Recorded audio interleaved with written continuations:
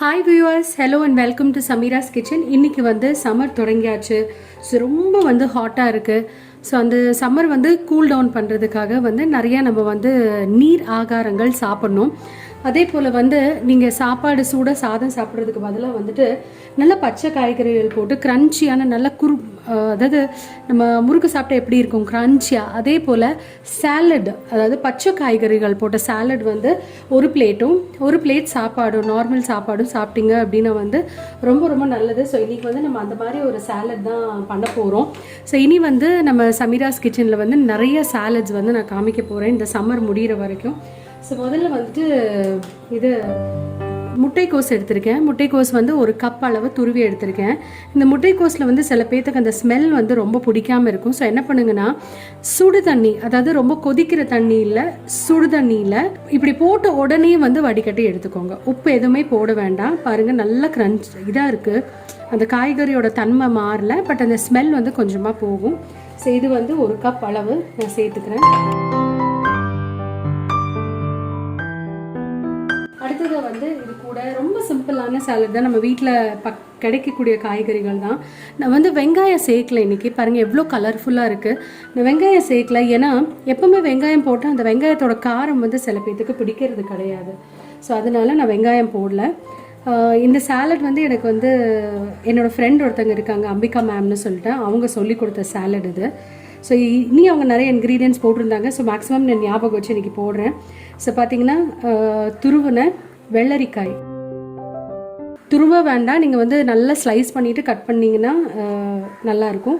கொஞ்சமாக கேரட் துருவினது, அது கூட வந்துட்டு குடை மிளகாய் கொஞ்சம் வந்து துருவினது. பார்த்திங்கன்னா எல்லாமே ஒரு 2 டேபிள் ஸ்பூன் அளவு தான் இருக்கும்.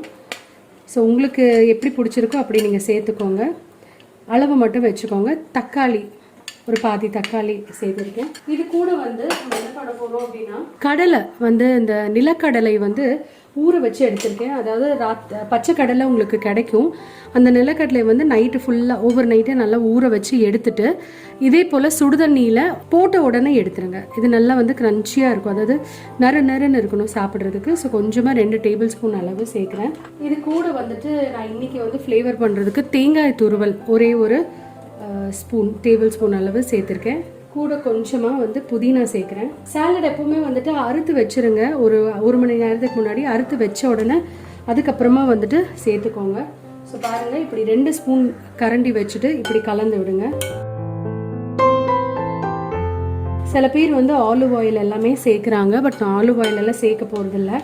சில பேர்த்துக்கு பிடிக்கவும் பிடிக்காது. பட் சிம்பிளாக வந்துட்டு இந்த சாலட் பண்ணி சாப்பிட்டு பாருங்கள். டெய்லி சாப்பிட்றதுக்கு முன்னாடி, அதாவது சாதம் கூடவே வச்சுக்கோங்க. ஃபஸ்ட்டு இந்த பிளேட்டை கொஞ்சம் முடிச்சிருங்க. அதுக்கப்புறம் பிளேட் 1, 2ன்னு வச்சுக்கோங்க. பிளேட் 1ல் வந்து இந்த மாதிரி சாலட்ஸ் வச்சுக்கோங்க. பிளேட் 2ல் வந்து நீங்கள் வந்து எப்போவுமே யூஸ்வலாக சாப்பிட்ற சாப்பாடு. இது கூடவே அடுத்ததான் நான் சேர்க்க போகிறது கொஞ்சமாக வந்து குறுமிளகுத்தூள். பாருங்கள், ரொம்ப கொஞ்சமாக சேருங்க, குழந்தைங்களுக்கு ரொம்ப காரமாகும். ஜஸ்ட் அந்த ஃப்ளேவர் மட்டும் இருந்தால் போதும். அடுத்ததான் வந்து தேவைக்கேற்ப உப்பு சேர்க்குறேன். கூடவே கொஞ்சமாக எலுமிச்சம்பழம் சாறு லைட்டாக பிழிஞ்சு விடுங்க, போதும். இது எல்லாத்தையுமே வந்துட்டு நல்லா மிக்ஸ் பண்ணி விட்டுக்கோங்க. இது கூட வந்து இப்போ நம்மளுக்கு நிறையா சீட்ஸ் இருக்குது. இந்த தர்பூசணி விதை, அப்புறம் சியா சீட்ஸ்னு சொல்கிறாங்க, இது எல்லாமே வந்து நம்ம சேர்க்கலாம். பட் வந்து உங்களுக்கு அது வந்து கொஞ்சம் ஊற வச்சுட்டு ஒரு தேக்கரண்டி அளவு சேர்த்திங்கன்னா போதும், அதிகமாக சேர்க்க வேண்டாம். சில பேர் வந்து இந்த அக்ரோட் சேர்ப்பாங்க, சில பேர் வந்து இது பாதம் வந்து சேர்ப்பாங்க. பட் இன்றைக்கி வந்து கொஞ்சம் சிம்பிளிஃபையாக இருக்கிறதுக்காக இந்த சாலட் வந்து நான் இப்படி சேர்த்துருக்கேன். இதெல்லாமே சேர்த்தாச்சு.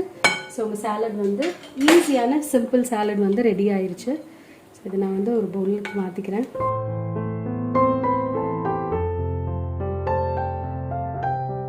பாருங்கள், சூப்பராக இந்த சாலட் வந்து ரெடி ஆயிடுச்சு. பார்க்குறதுக்கே ரொம்ப கலர்ஃபுல்லாக இருக்குது. இது சிம்பிளாக இருக்குதுன்னு நினைக்காதீங்க. நான் சூஸ் பண்ண இன்க்ரீடியன்ட்ஸ் எல்லாமே வந்துட்டு யோசித்து தான் எடுத்திருக்கேன். குழந்தைங்களுக்கு வந்து இப்போ கேப்சிகம் எல்லாமே கம்மி பண்ணிக்கோங்க. கொஞ்சம் அதாவது காரம் இருக்கிற வெஜிடபிள்ஸ் கம்மி பண்ணிக்கோங்க. இதில் வந்து நான் வெங்காயம் சேர்க்கல, ஏன்னா வெங்காயம் சேர்த்தோன்னா இதில் இருக்கிற பாக்கி ஃப்ளேவர்ஸ் எல்லாமே தூக்கி அடித்து வெங்காயம் தான் காரமாக நிற்கும். சில சமயங்களில் வெங்காயம் காரமாக இருக்கும், சில சமயத்தில் வந்து கொஞ்சம் இனிப்பான வெங்காயம் இருக்கும். பட் அது குழந்தைங்களுக்கு பிடிக்காது. நம்ம டார்கெட் என்ன அப்படின்னா, குழந்தைங்க சாப்பிடணும், அதனால தான். ஸோ இந்த சாலடை கண்டிப்பாக ட்ரை பண்ணி பாருங்கள். வர வாரங்களில் இந்த மாதிரி சிம்பிளான சாலட்ஸ் வந்து நான் உங்களுக்கு சொல்லிக் கொடுக்குறேன்.